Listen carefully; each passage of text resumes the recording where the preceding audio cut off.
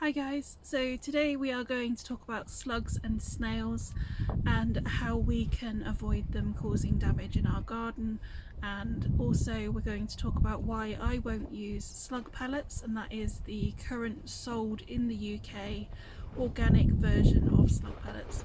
So we'll go into that a little bit later, but first of all I want to point out that there are around 44 species of slugs and snails in the UK, of which around 9 of those species actually eat our garden plants. So when we think about that, all the other ones are eating other invertebrates. They're also eating any old and dying plant matter. So they are actually helping to break down products and to actually compost those products as well. So they are actually very beneficial for our garden, and by destroying all of them we lose those as well. So the first way in which we can avoid those slugs and snails being in our garden quite as bad as they could be is by keeping our gardens tidy.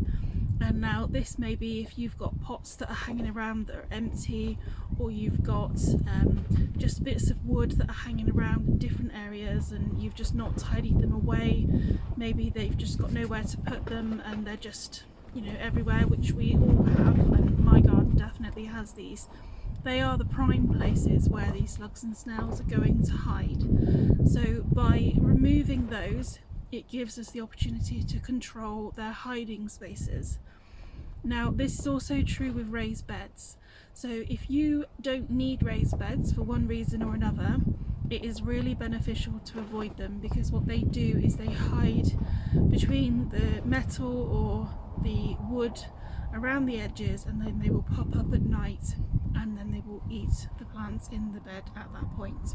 Next is to think about how we can provide habitats for the predators for these animals instead, and that can really help us gain a balance within our garden. And I know this can be very frustrating because we've got to wait for that habitat to work and for that balance to happen. And for me personally, I've always found that around the second and third years of a new garden, the slugs and snails and all those other things are at their highest, and it can be really tempting at that point then just to turn to our slug pellets and other things like that to win, basically.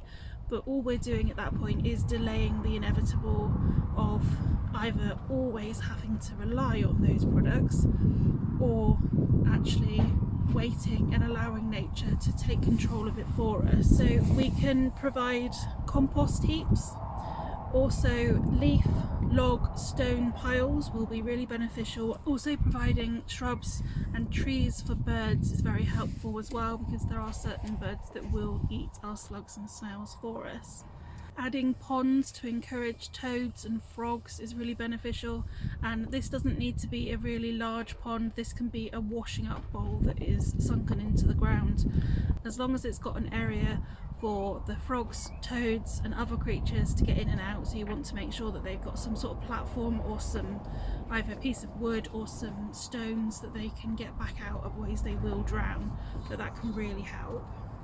By keeping our plants as tidy as possible, so removing any old and dead leaves around the plants, this will also stop the slugs and snails moving to those plants that aren't doing as well, or the leaves within those plants that aren't doing as well.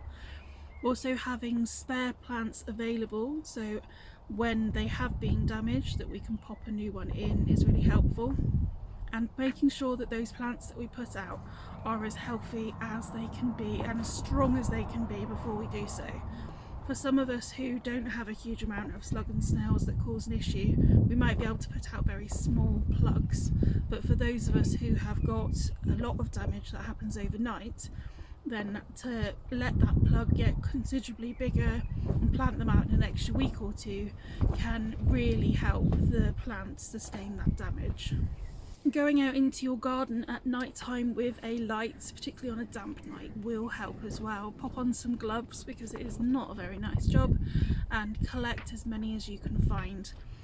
and then relocating them. Now they do like to come back, so do relocate them far enough away.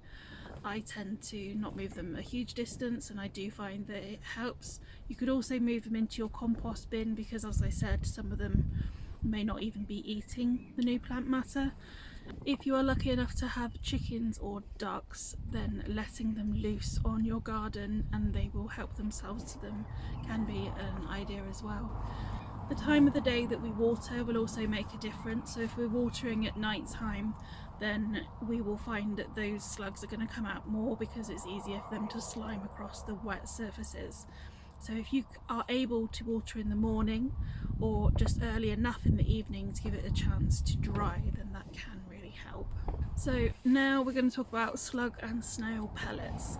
So these are the ones that are currently sold in the UK and not the ones that were sold before. I'll put up the difference because I'm never going to be able to pronounce it. So the current ones are giving the slugs and snails a poisoning of iron. So it's very slowly killing them, it gives them an upset tummy, and then they'll crawl away and hide and they won't want to eat. That's the basic idea of it. However, very little research is actually being done into the damage that these slug pellets are caused.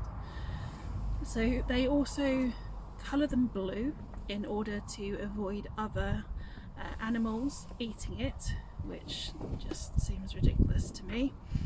And what then can happen is our pets can eat them, and they are sold as an organic product which is non-toxic.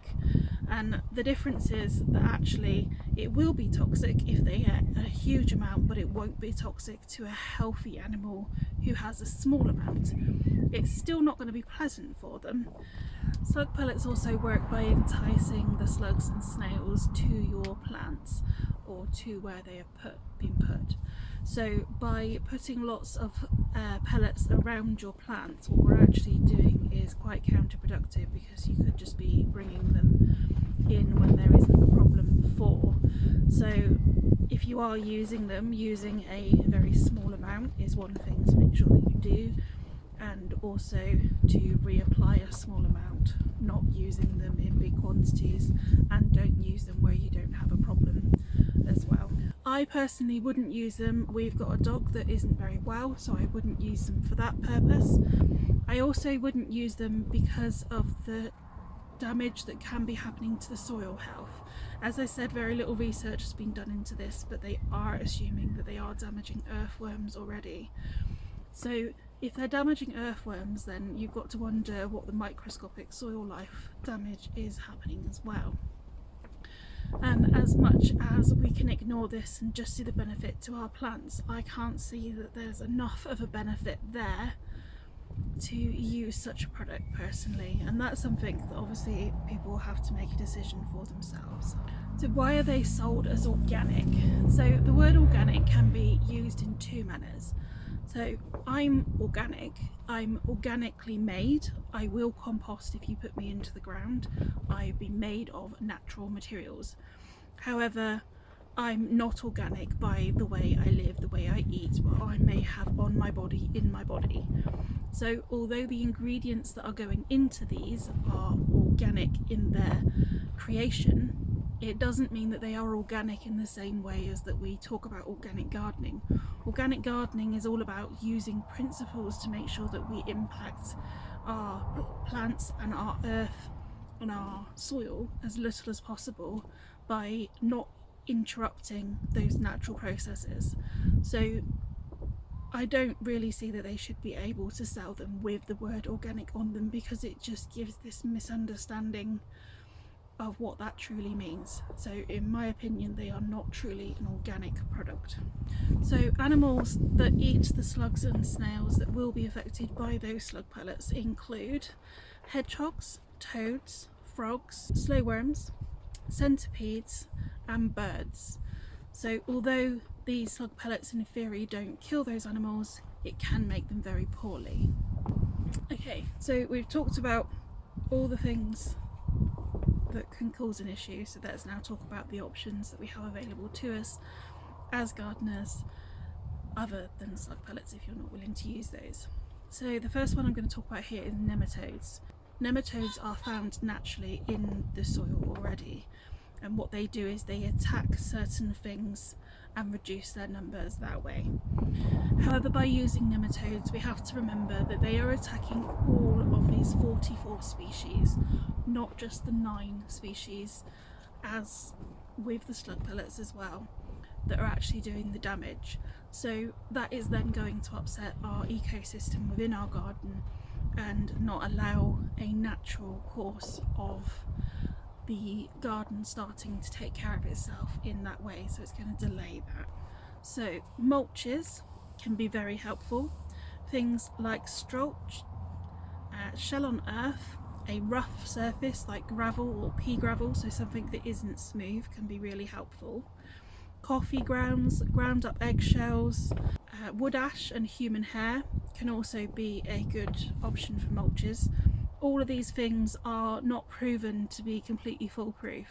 I think we need to remember that, but they can reduce the numbers and make it a little bit more difficult for those slugs, and they're worth a go.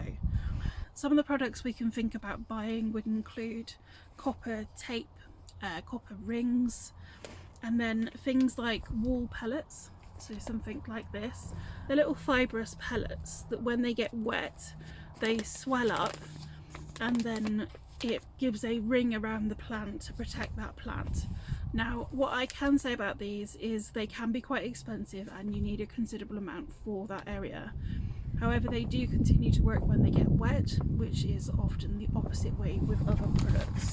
Another product that I've tried personally is this Grazer's Slugs and Snails, which is a liquid that this is a concentrate version, so this one I dilute, and then you spray it onto your plants. Now, the idea of this is that it gives the plants a different scent and therefore they don't want to nibble on them.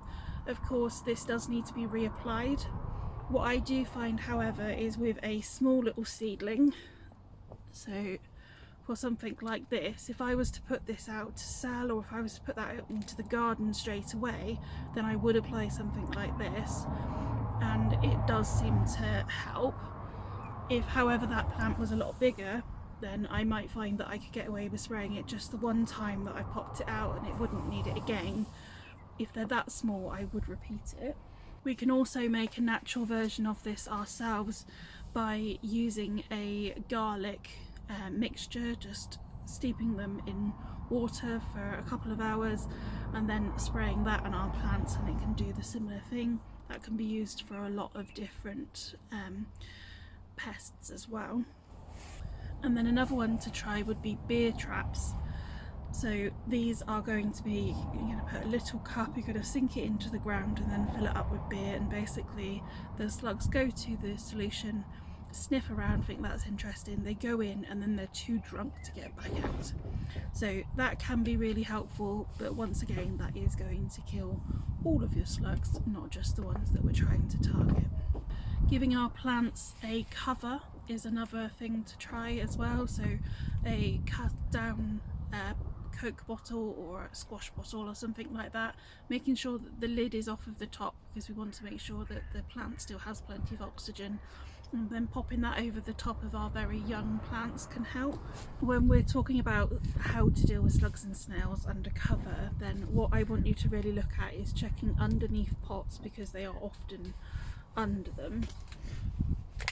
Also, when you've got cell trays, to actually check underneath the tray, because you'll find that they hide very well in between them. If you have cell trays that are see-through, you can also often see the eggs, which are little clear balls quite often, which will hide around the edge where they've been laid, and then obviously hatch out from there and cause you more of an issue. Being really vigilant is the best option, in my opinion, under cover.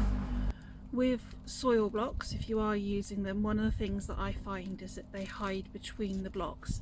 So moving the blocks slightly away from each other and also just checking between them can be really beneficial as well.